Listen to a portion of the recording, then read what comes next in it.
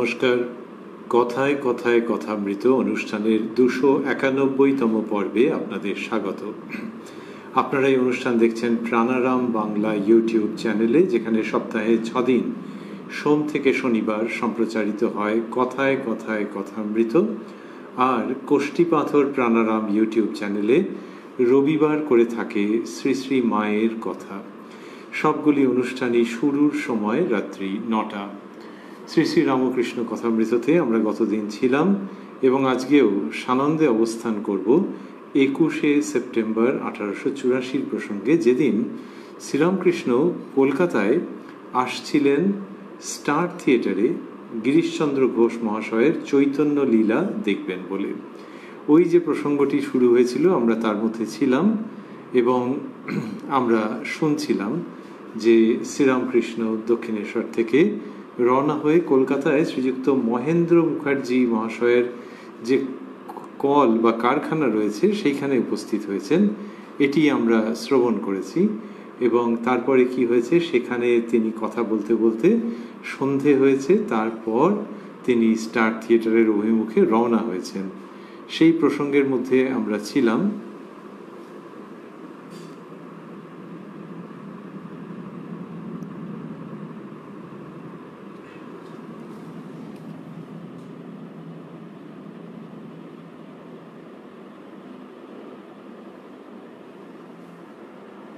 এবং আজকে আমরা গিয়ে উপস্থিত হব স্টার থিয়েটারে শ্রীরামকৃষ্ণের সঙ্গে এবং শুনব তাঁর অমৃত কথা।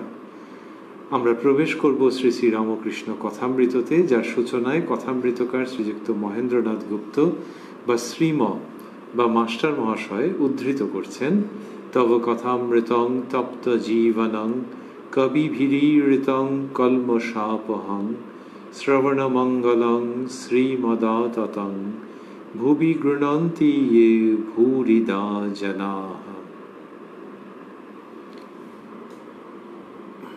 ঠাকুরের গাড়ি বিডন স্ট্রিটে স্টার থিয়েটারের সম্মুখে আসিয়া উপস্থিত। রাত প্রায় 8:30। সঙ্গে মাস্টার, বাবুরাম, মহেন্দ্র মুখুজ্জে ও আরো 2-1টি ভক্ত। টিকিট কিনিবার বন্দোবস্ত হইতেছে। তাহলে ওই দক্ষিণেশ্বর থেকে রওনা হয়ে মহেন্দ্র মুখার্জি মহাশয়ের ওইখানটি হয়ে ওই কারখানা হয়ে তারপরে তো এসেছেন, রাত্রি প্রায় 8:30 হয়েছে। কোথায় এসেছেন? স্টার থিয়েটারের সামনে। এই স্টার থিয়েটার তখন ছিল বিডন স্ট্রিট এবং চিত্তরঞ্জন এভিনিউয়ের যে সংযোগস্থল এখন আমরা যেখানটাতে জানি, সেই জায়গাটিতে। ঠিকানা ছিল 68 বিডন স্ট্রিট। পরবর্তীকালে ওটি কোহিনূর থিয়েটার নামে পরিচিত হয় এবং তারপরে এখন সেটি বিলুপ্ত। তো সেই স্টার থিয়েটার বিলুপ্ত, কিন্তু সেইখানে শ্রীরামকৃষ্ণের আগমনের প্রসঙ্গ যেন স্বর্ণাক্ষরে লেখা হয়ে রয়েছে। সেই প্রসঙ্গ আমরা পাচ্ছি শ্রী শ্রী রামকৃষ্ণ কথামৃততে। ঠাকুরের গাড়ি বিডন স্ট্রিটে স্টার থিয়েটারের সম্মুখে আসিয়া উপস্থিত। রাত প্রায় 8:30। সঙ্গে মাস্টার, বাবুরাম, মহেন্দ্র মুখুজ্জে ও আরো 2-1টি ভক্ত। টিকিট কিনিবার বন্দোবস্ত হইতেছে।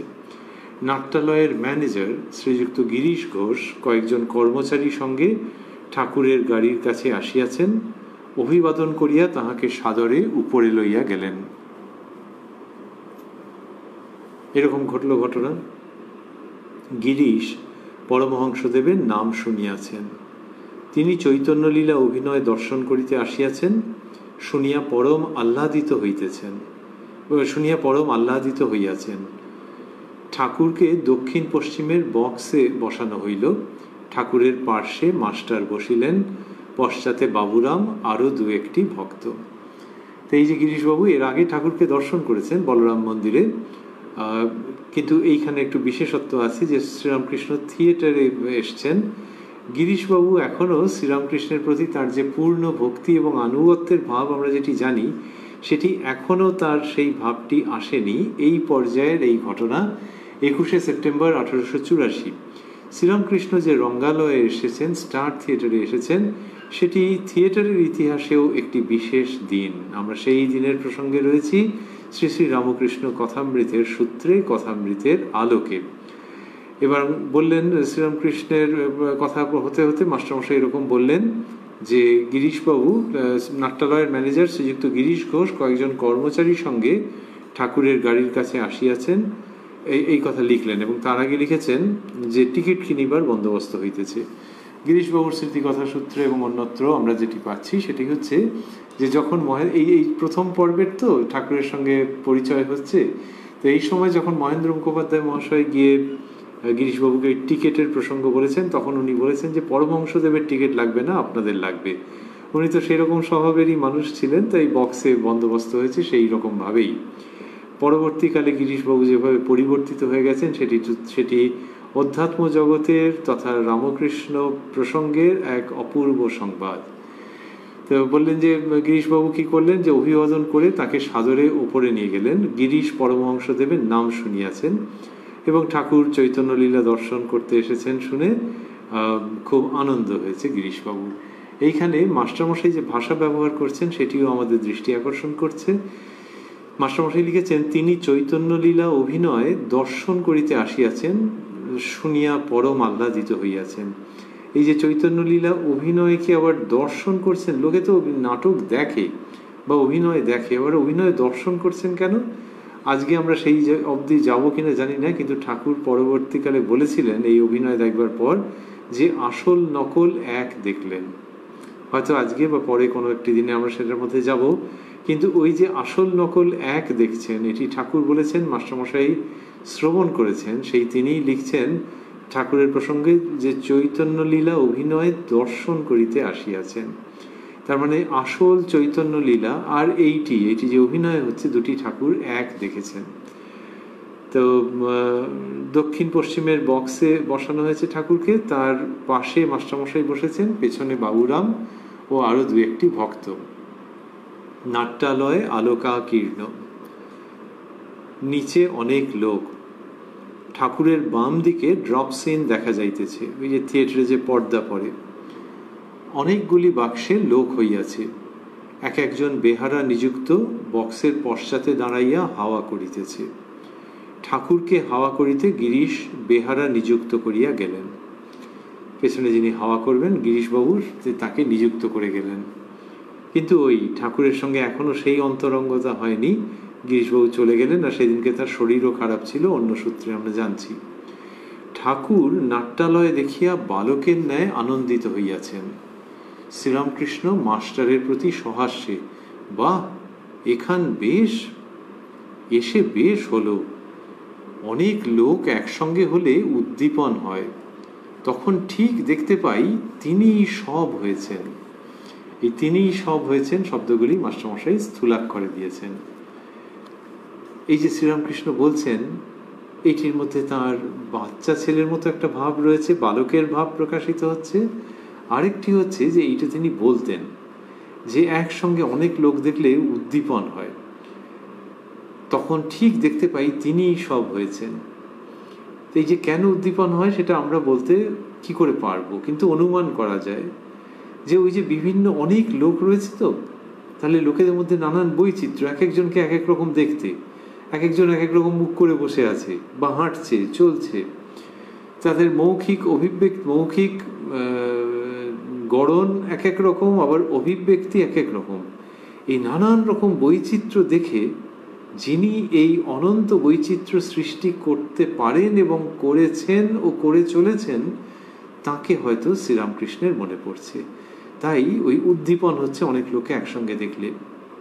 এমনও নয় যে অনেক লোক কোনো ধর্ম প্রসঙ্গে সমবেত হয়েছেন, কিন্তু ওই অনেক লোকের একত্র জমায়েত দেখলে তার ঈশ্বরের উদ্দীপন হচ্ছে, যে এত রকমের মানুষ একসঙ্গে রয়েছেন। তা বলছেন যে বাহ, এখান বেশ, এসে বেশ হলো। একসঙ্গে অনেক লোক একসঙ্গে হলে উদ্দীপন হয়, তখন ঠিক দেখতে পাই তিনিই সব হয়েছেন। ওই তিনি এত রকম লোকের মধ্যে প্রকাশিত হয়েছেন, তিনি এত রকম রূপে আবির্ভূত হয়েছেন, তার প্রকাশ এত রকমের রূপে, এটা দেখতে পান, সেই জন্য খুব উদ্দীপন হয়, আনন্দ হয়। যখন বললেন যে তখন ঠিক দেখতে পাই তিনিই সব হয়েছেন, তখন মাস্টারমশাই বলছেন, আজ্ঞা হাঁ। শ্রীরামকৃষ্ণ, এখানে কত নেবে? মাস্টার, আজ্ঞা কিছু নেবে না, আপনি এসেছেন, ওদের খুব আহ্লাদ।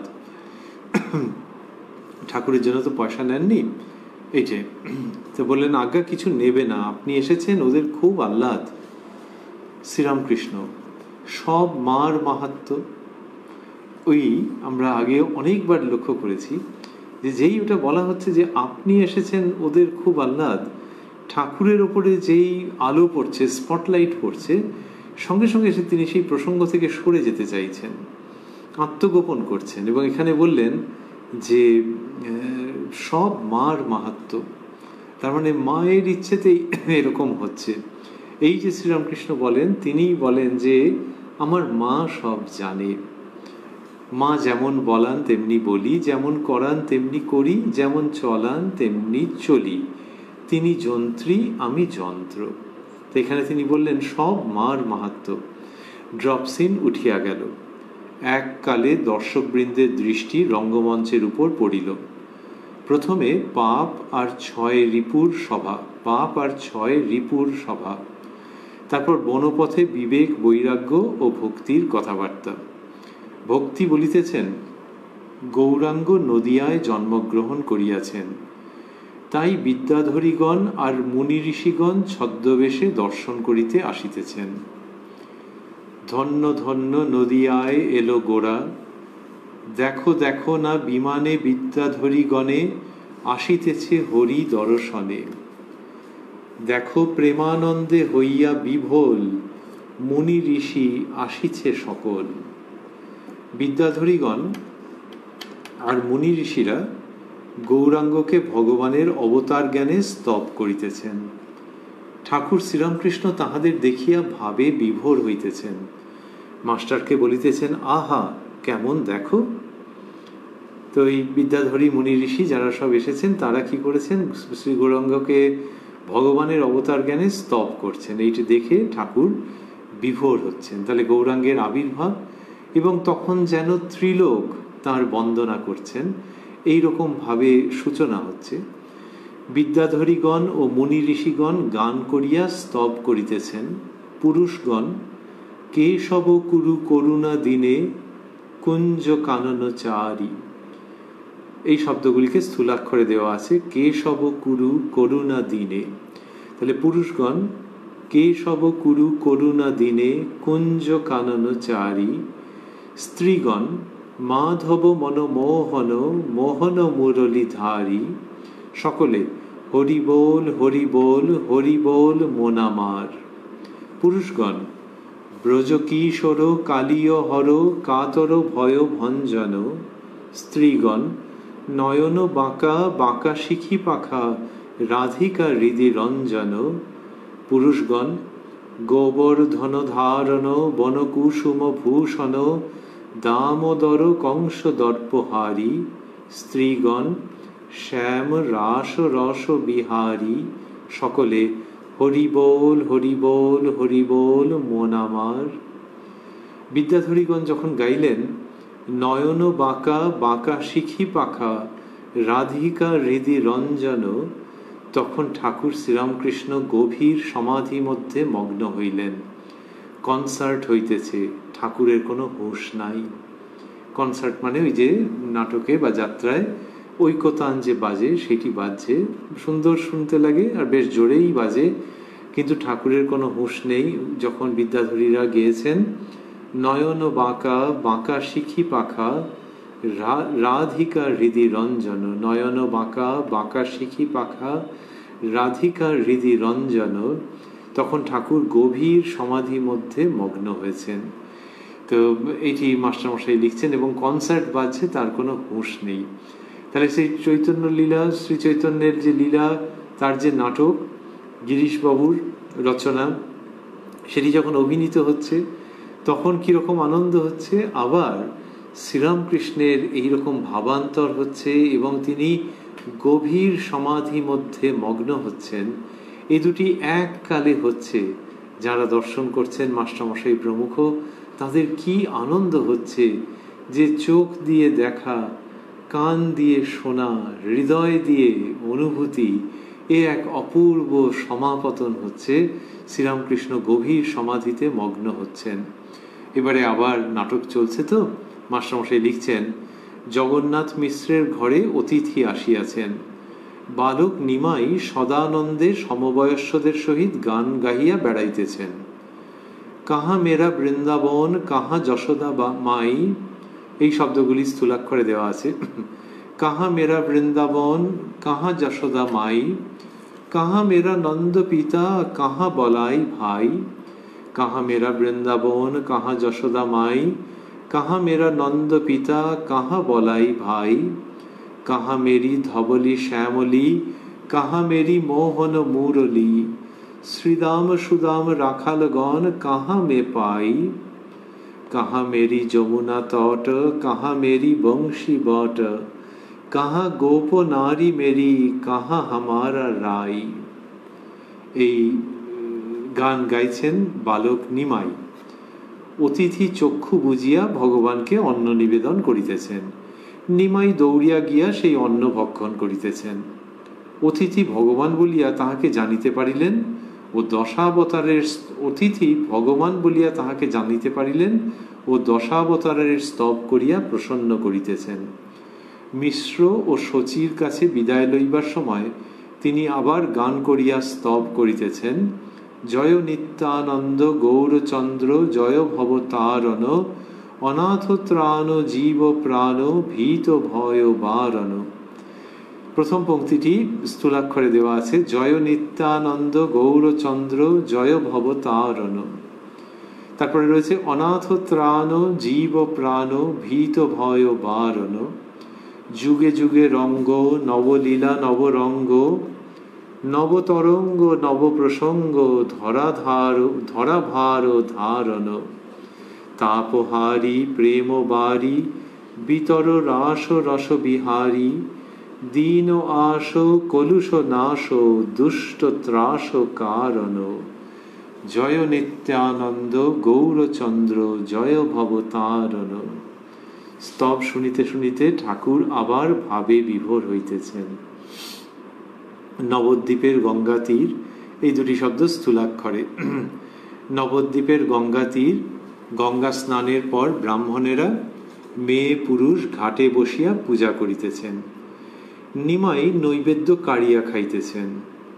একজন ব্রাহ্মণ ভারী রেগে গেলেন আর বললেন, আরে বেল্লিক, বিষ্ণু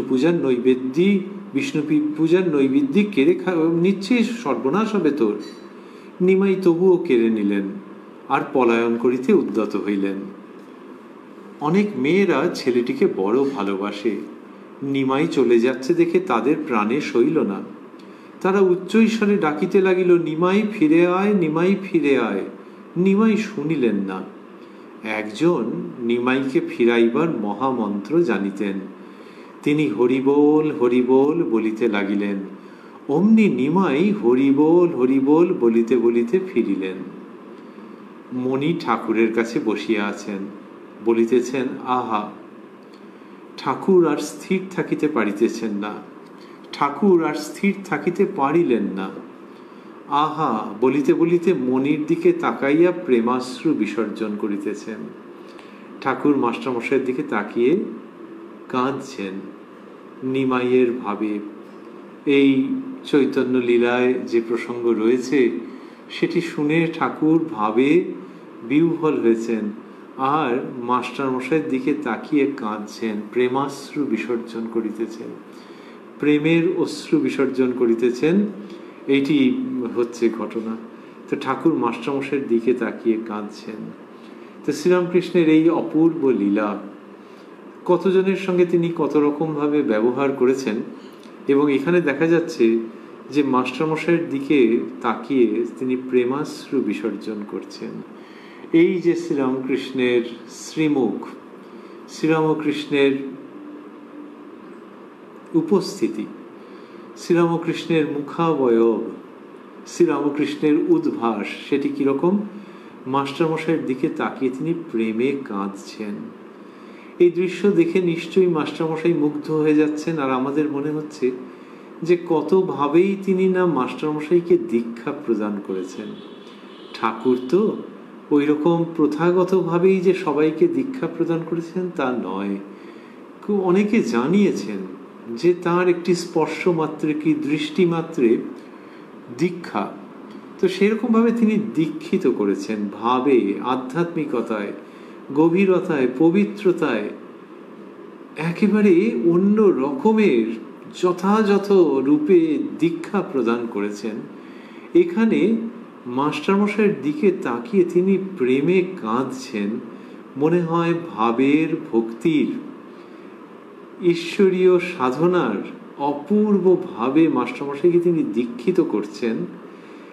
আগে যেভাবেই করে থাকুন না কেন, এই স্টার থিয়েটারে 21শে সেপ্টেম্বর 1884 যখন শ্রী চৈতন্যের ভাবে ঠাকুর কাঁদছেন আর মাস্টারমশাইয়ের দিকে তাকাচ্ছেন, তখন ওই ভাব, ভক্তি, প্রেমে মাস্টারমশাইকে অপূর্বভাবে তিনি দীক্ষিত করছেন বলে আমাদের মনে হয়। মাস্টারমশাই লিখছেন, আহা বলিতে বলিতে মনির দিকে তাকাইয়া প্রেমাশ্রু বিসর্জন করিতেছেন। শ্রীরামকৃষ্ণ বাবুরামকে ও মাস্টারকে একই সঙ্গে তিনি ভাবছেন যে পাবলিক থিয়েটারে এসব হচ্ছে তো, আর তিনি এরকম কাঁদছেন তো। মাস্টারমশাই পাশে বসে রয়েছেন, শ্রীযুক্ত বাবুরাম অর্থাৎ উত্তরকালে যিনি স্বামী প্রেমানন্দজি, তিনি পেছনে রয়েছেন। ঠাকুর এদেরকে বলছেন, মাস্টারমশাই লিখছেন, শ্রীরামকৃষ্ণ বাবুরাম ও মাস্টারকে, দেখো যদি আমার ভাব কি সমাধি হয়, তোমরা গোলমাল করো না, ওই হিকেরা ঢং মনে করবে। কি অসাধারণ যে বুঝতে পারছেন যে ঈশ্বরীয় ভাবে ভেতরটা একেবারে আপ্লুত হয়ে যাচ্ছে, এবং বোধহয় এবারে সমাধি হবে, ভাব কি সমাধি হবে। তো তার আগে এদেরকে সতর্ক করছে যে তোমরা একদম কিচ্ছু করো না, এমনি লোকেরা ওইরকম মনে করবে। দেখো যদি আমার ভাব কি সমাধি হয়, দেখো যদি আমার ভাব কি সমাধি হয়, তোমরা গোলমাল করো না। তো বলছেন যে ঐহিকেরা ওইরকম মনে করবে। তাহলে ঐহিকেরা ওরকম মনে করলে অসুবিধাটা কোথায়? একটা হচ্ছে যে লোকে যেরকম বলে যে যেন কোনো সিন ক্রিয়েটেড না হয়, আরেকটি হচ্ছে যে এদের তো খারাপ লাগবে ওরকম, ওরা যদি এরকম কটুকাটব্য করে। আরেকটি কি, ওরা কটুকাটব্য করলে শ্রীরামকৃষ্ণের তাতে কোনো আপত্তি নেই। এই প্রেমের অবতার, ওদিকে চৈতন্য লীলা হচ্ছে, আর এদিকে কিরকম সংক্ষেপে রামকৃষ্ণ লীলা হয়ে লোকের হৃদয় মনকে অশ্রু জলে যেন সিক্ত করে ভাসিয়ে দিচ্ছে। তিনি বলছেন যে ঐহিকেরা ওরকম মনে করবে, তা সেই এমনিতে লোকে রেগে যায় যে ওই ব্যাটারা ওরকম মনে করবে, এরকম মানুষে বলে তো, বা ওই ব্যাটারা কত রকম বলবে, ক্ষিপ্ত হয়ে যায় মানুষে যে তার সম্পর্কে। কিন্তু শ্রীরামকৃষ্ণের ওই প্রেমের ভাব, সমদর্শন, যে তারা তো বুঝতে পারবে না, তারা ওইসব কথা বলবে, তোমাদের কষ্ট হবে, সেরকম জায়গার থেকে তাঁর ওটি বলা যে দেখো যদি আমার ভাব কি সমাধি হয়, তোমরা গোলমাল করো না। এই শ্রীরামকৃষ্ণ। তাহলে ওদিকে চৈতন্য লীলা আর এই দিকে রামকৃষ্ণ লীলা। নিমাইয়ের উপনয়ন। নিমাই সন্ন্যাসী সাজিয়াছেন, শচী ও প্রতিবাসিনীগণ চতুর্দিকে দাঁড়াইয়া। নিমাই গান গাইয়া ভিক্ষা করিতেছেন। দে গো ভিক্ষা দে, কথাগুলি প্রথম পংক্তিটি স্থূলাক্ষরে রয়েছে। দে গো ভিক্ষা দে, আমি নূতন যোগী ফিরি কেঁদে কেঁদে, ওগো ব্রজবাসী তোদের ভালোবাসি, ওগো তাই তো আসি দেখো মা উপবাসী। দেখো মা দ্বারে যোগী বলে রাধে রাধে, বেলা গেল যেতে হবে ফিরে, একাকী থাকি মা যমুনা তীরে, আঁখি নীরে মিশে নীরে, চলে ধীরে ধীরে ধারা মৃদু নাদে। এরকম ভাবে নিমাই গান গেয়ে ভিক্ষে করছেন। এর আগের দৃশ্যটি ছিল যে যখন নিমাই চলে যাচ্ছেন, তখন সব হরিবোল বলতে বলতে তাকে ডেকে এনেছেন। ওইটি মহামন্ত্র তাকে ডেকে আনবার, ওই দেখেই তো ঠাকুর ওই শুনে দেখে কেঁদে ফেললেন। আর এখানে হচ্ছে কি যে নিমাই সন্ন্যাসী সেজেছেন, শচী ও প্রতিবেশী রমণীরা তারা চারদিকে দাঁড়িয়ে আর নিমাই গান গেয়ে ভিক্ষে করছেন। এই গানটির পর মাস্টারমশাই লিখছেন, সকলে চলিয়া গেলেন, নিমাই একাকী আছেন, দেবগণ ব্রাহ্মণ ব্রাহ্মণী বেশে তাহাকে স্তব করিতেছেন। পুরুষগণ চন্দ্রকিরণ অঙ্গে নম বামন রূপধারী। এই কথাগুলি স্থূলাক্ষরে, এই শব্দগুলি। পুরুষগণ চন্দ্রকিরণ অঙ্গে নম বামন রূপধারী, স্ত্রীগণ গোপীগণ মনমোহন মঞ্জু কুঞ্জচারী। নিমাই জয় রাধে শ্রী রাধে। পুরুষগণ ব্রজবালক সঙ্গ মদন মানভঙ্গ। ব্রজবালক সঙ্গ মদন মানভঙ্গ। স্ত্রীগণ উন্মাদিনী ব্রজকামিনী উন্মাদ তরঙ্গ। পুরুষগণ দৈত্য ছলন নারায়ণ সুরগণ ভয়হারী। স্ত্রীগণ ব্রজবিহারী গোপ নারী মান ভিখারী। নিমাই জয় রাধে শ্রী রাধে। ঠাকুর শ্রীরামকৃষ্ণ এই গান শুনিতে শুনিতে সমাধিস্থ হইলেন। যবনিকা পতন হইল, কনসার্ট বাজিতেছে। মাস্টারমশাইয়ের বর্ণনাও কি অপূর্ব, যে চৈতন্যলীলার দৃশ্য তিনি কিরকম সুন্দর সুন্দর যেন এক একটি তুলির আঁচড়ে ফুটিয়ে তুলছেন। আর ঠাকুর শ্রীরামকৃষ্ণ ঘন ঘন সমাধিস্থ হচ্ছেন। যখন শ্রী চৈতন্য একাকী বসে আছেন, তখন নিমাই একাকী রয়েছেন, তখন দেবগণ ব্রাহ্মণী বেশে তাঁকে স্তব করছেন। সেই স্তব শুনতে শুনতে শ্রীরামকৃষ্ণ সমাধিস্থ হয়েছেন। এইবার অদ্বৈতের বাটির সম্মুখে শ্রীবাসাদি কথা কহিতেছেন। মুকুন্দ মধুর কণ্ঠে গান গাইতেছেন। আর ঘুমাইও না মন মায়া ঘোরে কতদিন রবে অচেতন। আর ঘুমাইও না মন শব্দগুলি স্থূলাক্ষরে। আর ঘুমাইও না মন মায়া ঘোরে কতদিন রবে অচেতন। কে তুমি কি হেতু এলে আপনারে ভুলে গেলে। চাহরে নয়ন মেলে ত্যাজ কুসপন। রয়েছ অনিত্য ধ্যানে নিত্যানন্দে হ্যারো প্রাণে। তম পরিহরি হ্যারো তরুণ তপন। আর ঘুমাইও না মন। মুকুন্দ বড় সুকণ্ঠ। শ্রীরামকৃষ্ণ মনির নিকট প্রশংসা করিতেছেন।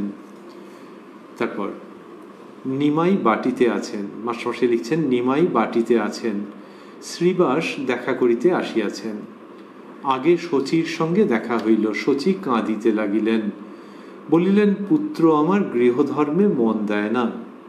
যে অবধি গেছে বিশ্বরূপ প্রাণ মম কাঁপে নিরন্তর। পাছে হয় নিমাই সন্ন্যাসী। এমন সময় নিমাই আসিতেছেন। শচী শ্রীবাসকে বলিতেছেন, আহা দেখো দেখো পাগলের প্রায় আঁখি নীরে বুক ভেসে যায়। বলো বলো এ ভাব কেমনে যাবে। নিমাই শ্রীবাসকে দেখিয়া তাহার পায়ে জড়াইয়া কাঁদিতেছেন আর বলিতেছেন, কই প্রভু কই মম কৃষ্ণ ভক্তি হলো। অধম জনম বৃথা কেটে গেল। বল প্রভু কৃষ্ণ কই, কৃষ্ণ কোথা পাব। দেহ পদধূলি বনমালী যেন পাই। শ্রীরামকৃষ্ণ মাস্টারের দিকে তাকাইয়া কথা কহিতে যাইতেছেন, কিন্তু পারিতেছেন না। মাস্টারমশাই লিখছেন, শ্রীরামকৃষ্ণ মাস্টারের দিকে তাকাইয়া কথা কহিতে যাইতেছেন, কিন্তু পারিতেছেন না। গদগদ স্বর, গণ্ডদেশ নয়ন জলে ভাসিয়া গেল। এক দৃষ্টে দেখিতেছেন নিমাই শ্রীবাসের পা জড়াইয়া রহিয়াছেন আর বলিতেছেন, কই প্রভু কৃষ্ণ ভক্তি তো হলো না। এই ঠাকুরের গদগদ স্বর, যে ওই নিমাই সন্ন্যাস নিতে চাইছেন। তিনি ভগবানের নামে, শ্রীকৃষ্ণের নামে সর্বস্ব ত্যাগ করতে উদ্যত হয়েছেন। তার মন আর এই সংসারে নেই। তিনি এই সংসার ত্যাগ করতে চাইছেন সর্বতোভাবে। সেই ভাবটি দেখে শ্রীরামকৃষ্ণ কথা বলতে পারছেন না। মাস্টারের দিকে তাকাইয়া কথা কহিতে যাইতেছেন, কিন্তু পারিতেছেন না। গদগদ স্বর। কি অপূর্ব বর্ণনা মাস্টারমশাইয়ের। তিনিও মনে হয় চোখের জল ধরে রাখতে পারেননি, যে ঠাকুর মাস্টারমশাইয়ের দিকে তাকিয়ে কথা বলতে যাচ্ছেন কিন্তু পারছেন না। গদগদ স্বর তার। এবং এক দৃষ্টে দেখছেন যে নিমাই শ্রীবাসের পা জড়িয়ে রয়েছেন আর বলছেন, কই প্রভু কৃষ্ণ ভক্তি তো হলো না। এদিকে মাস্টারমশাই লিখছেন, এদিকে নিমাই পড়ুয়াদের আর পড়াইতে পারিতেছেন না। তার তো টোল ছিল। গঙ্গাদাসের কাছে নিমাই পড়িয়াছিলেন। তিনি নিমাইকে বুঝাইতে আসিয়াছেন। শ্রীবাসকে বলিলেন, শ্রীবাস ঠাকুর, আমরাও ব্রাহ্মণ, বিষ্ণু পূজা করে থাকি, আপনারা মিলে দেখছি সংসারটা ছাড়খাড় করলেন। শ্রীরামকৃষ্ণ মাস্টারকে, এ সংসারীর শিক্ষা, এও করো ও করো। সংসারী যখন শিক্ষা দেয় তখন দুদিক রাখতে বলে। মাস্টার, আজ্ঞা হাঁ। গঙ্গাদাস নিমাইকে আবার বুঝাইতেছেন, ওহে নিমাই, তোমার তো শাস্ত্রজ্ঞান হয়েছে, তুমি আমার সঙ্গে তর্ক করো। সংসার ধর্ম অপেক্ষা কোন ধর্ম প্রধান আমায় বোঝাও। তুমি গৃহীর মতো আচার না করে অন্য আচার কেন করো? শ্রীরামকৃষ্ণ মাস্টারকে দেখলে দুই দিক রাখতে বলছে। ঠাকুরের পছন্দ হচ্ছে না। নিমাই সন্ন্যাসের আগের প্রসঙ্গ তো, তা যখন নিমাইয়ের শিক্ষক গঙ্গাদাস মহাশয় এসে উপস্থিত হয়েছেন নিমাই মহাপ্রভুর কাছে, এবং তিনি এইরকম ভাবে বলছেন যাতে নিমাই সংসারেই থাকেন, সেটা শ্রীরামকৃষ্ণের পছন্দ হচ্ছে না। বললেন, শ্রীরামকৃষ্ণ মাস্টারকে বলছেন যে দেখলে দুই দিক রাখতে বলছি। তো এই যে ঠাকুরের পছন্দ হচ্ছে না, তার মানে কি তিনি সন্ন্যাসী চাইছেন? গৃহী মানুষকেও কি তিনি সন্ন্যাসের উপদেশই প্রদান করছেন? শ্রীরামকৃষ্ণ আসলে সন্ন্যাসের আদর্শ কিন্তু তিনি পরম প্রেমের সঙ্গে হৃদয়ে ধারণ করেন, সেটি প্রচার করেন, সেটিকে উপস্থাপন করেন। নিমাইয়ের মধ্যে সন্ন্যাসের ভাব, কিন্তু জগৎ তাকে ধরে রাখতে চাইছে। এ কি করে হয়? সেইখান থেকে শ্রীরামকৃষ্ণ প্রত্যেকটি আশ্রমের মর্যাদা রক্ষা করেছেন, তাই নয়, গার্হস্থ্য আশ্রমের মধ্যে দিয়েও কি করে ধর্ম লাভ করা যায়, ঈশ্বরকে দর্শন করা যায়, সেটা তো কতভাবে বলেছেন। কিন্তু যার মধ্যে সন্ন্যাসের সম্পূর্ণ প্রেরণা, সম্ভাবনা, লক্ষণ, তাকে আবার কেউ ধরে রাখে নাকি? তাহলে গার্হস্থ্য আশ্রমের মতো করে, আবার সন্ন্যাস আশ্রমে সেইখানকার মতো করে। যিনি সন্ন্যাস আশ্রমের দিকে অগ্রসর হচ্ছেন, দেখো দেখিনি তাকে কিরকম সব বোঝাচ্ছে। তো ঠাকুর মাস্টারমশাইয়ের সঙ্গে ওটা শেয়ার করছেন, বলছেন দেখলে দুই দিক রাখতে বলছি। মাস্টার, আজ্ঞা হাঁ। নিমাই বলিলেন, অর্থাৎ গঙ্গাদাস মহাশয়ের উত্তরে নিমাই মহাপ্রভু বলছেন, মাস্টারমশাই লিখছেন, নিমাই বলিলেন, আমি ইচ্ছা করে সংসার ধর্ম উপেক্ষা করি নাই, আমার বরং ইচ্ছা যাতে সব বজায় থাকে।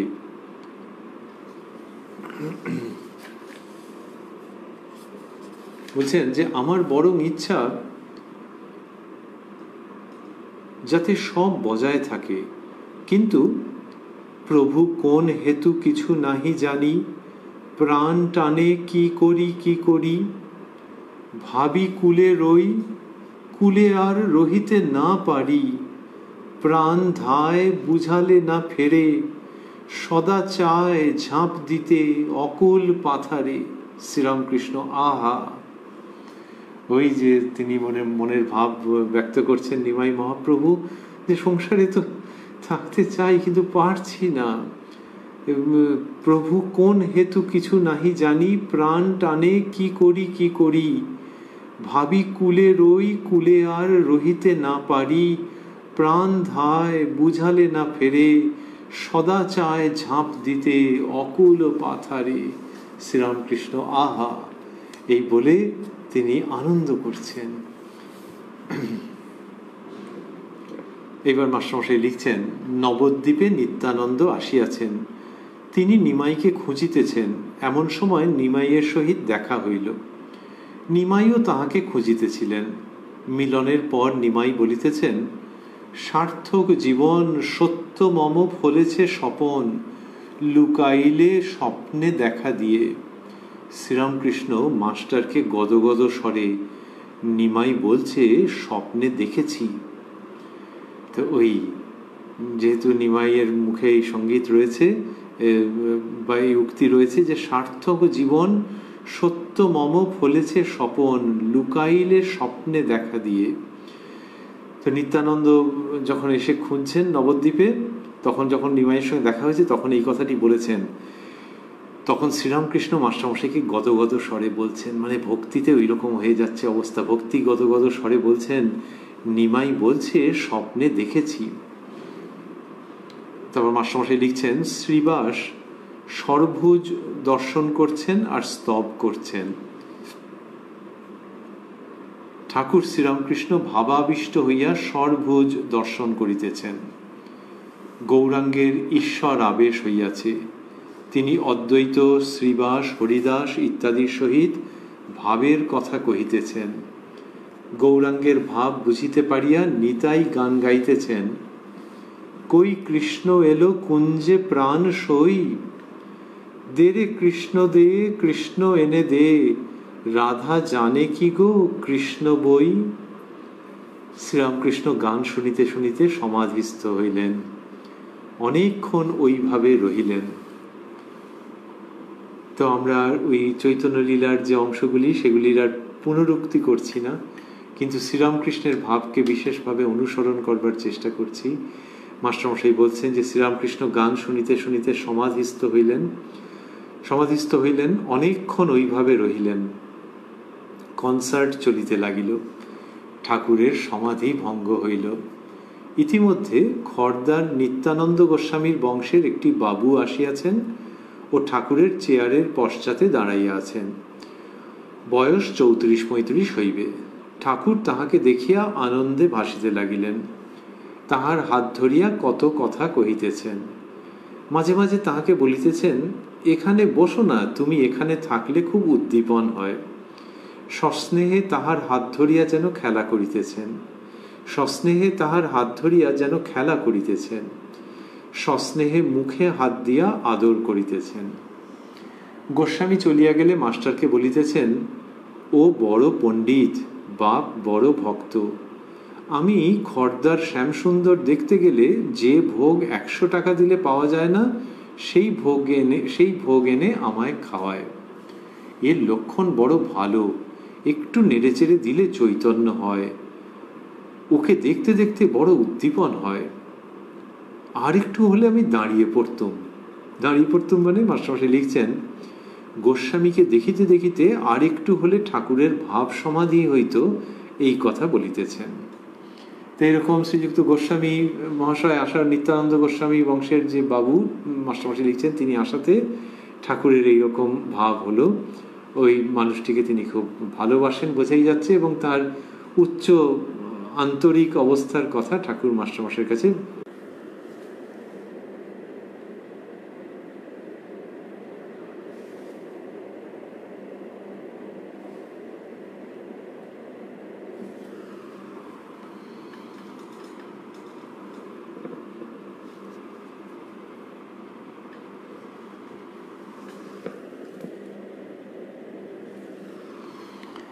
যবনিকা উঠিয়া গেল।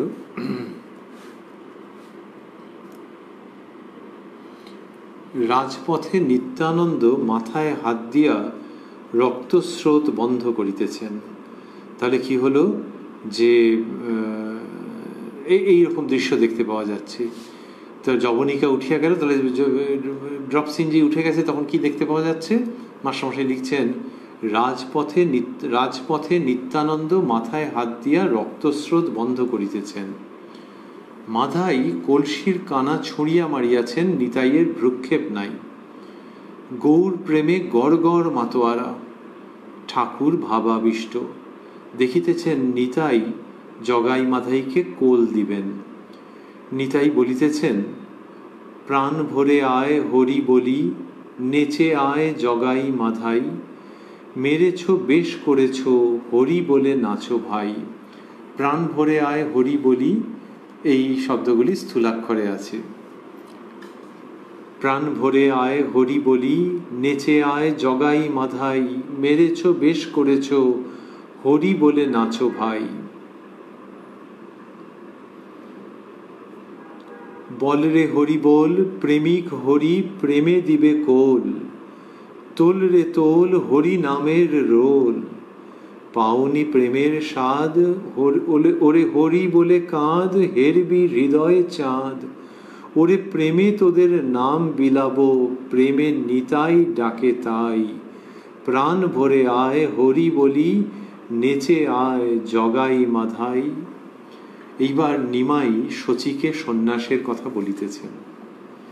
শচী মূর্ছিতা হইলেন। মূর্ছা দেখিয়া দর্শকবৃন্দ অনেকে হাহাকার করিতেছেন।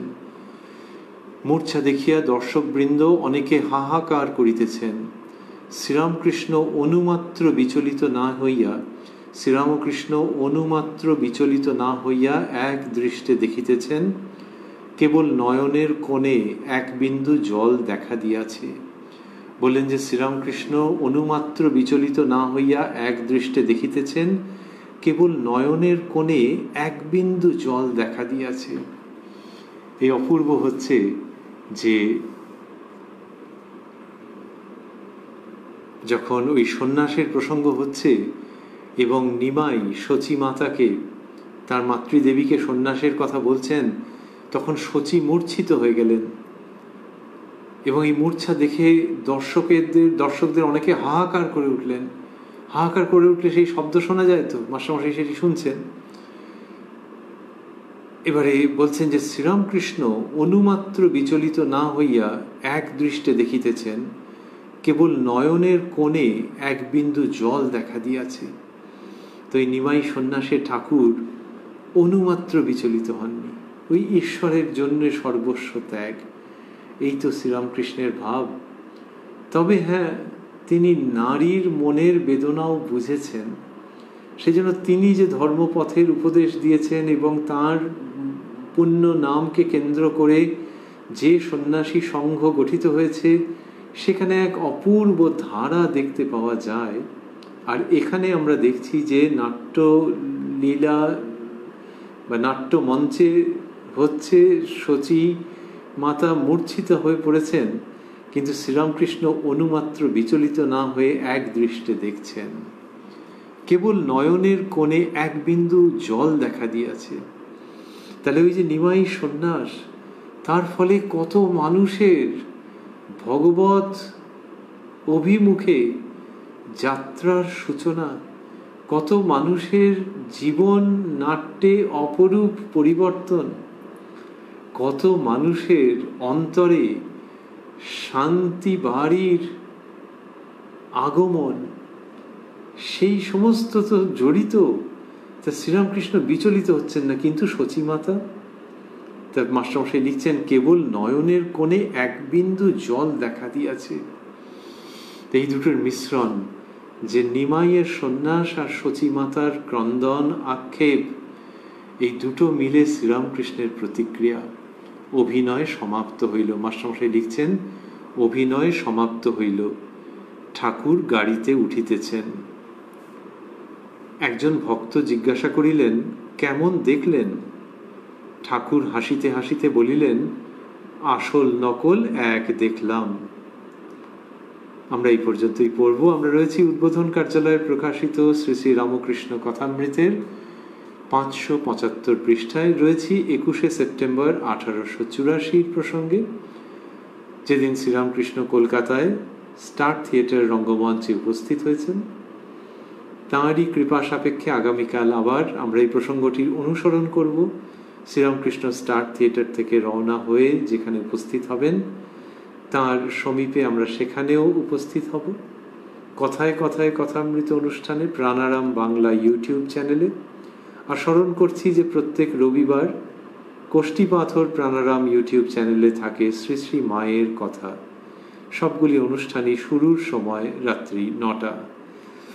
আর শেষ করতে করতে আমরা ভাবছি যে শ্রীরামকৃষ্ণ ওই যে রঙ্গমঞ্চে উপস্থিত হয়েছেন, সেটি একটি পুণ্য দিন। এবং তিনি যে বললেন, আসল নকল এক দেখলাম, এর মধ্যে দিয়ে তার ওই ভগবত ভাব যেমন প্রকাশিত হচ্ছে, তেমনি ধর্মমূলক পালা হচ্ছে তো। আর সেই সময় কত রকমের মানুষ, পুরুষ, নারী, নারীরা কি ভালো, সমাজ তাদেরকে ভালো বলতো না, তাদেরকে খুবই অন্য রকম ভাবে দেখতো, যে ভালো মেয়ে নয়, চলো দূর থেকে নাটক দেখা যায়, ওরাই পুরুষ সাজে, ওরাই মেয়ে, কিন্তু ভালো নয়, সেরকম ভাবে যখন দেখতো, সেইখানে শ্রীরামকৃষ্ণ উপস্থিত হয়েছেন রঙ্গালয়ে। রঙ্গালয়ের পক্ষে সেটি এক মহাপুণ্যের দিন। এবং বঙ্গ রঙ্গমঞ্চ অতি শ্রদ্ধার সঙ্গে শ্রীরামকৃষ্ণকে স্মরণ করে, যেসব কারণে তাদের অন্যতম এই 21শে জুলাই রঙ্গালয়ে তার উপস্থিতি। আর আমরা দেখছি তিনি বললেন আসল নকল এক দেখলাম। তাতে যেমন অভিনয় সৌকর্যের প্রশংসা আছে, তেমনি শ্রীরামকৃষ্ণের ভগবত ভাবের অপূর্ব স্বাক্ষর আছে। যে এই নাটকের মধ্যে, এই রঙ্গমঞ্চে যা ঘটছে সেটি দেখতে দেখতে আমি তো তফাৎ করতে পারছি না, আমি সেই শ্রী চৈতন্যের, সেই চৈতন্য মহাপ্রভুর জগতেই চলে যাচ্ছি আর চোখের জল ধরে রাখতে পারছি না। এই যে শ্রীরামকৃষ্ণ বলছেন আসল নকল এক দেখলাম, সেটিও বঙ্গ রঙ্গমঞ্চকে এক অনবদ্য জয়তিলকে বিভূষিত করছে।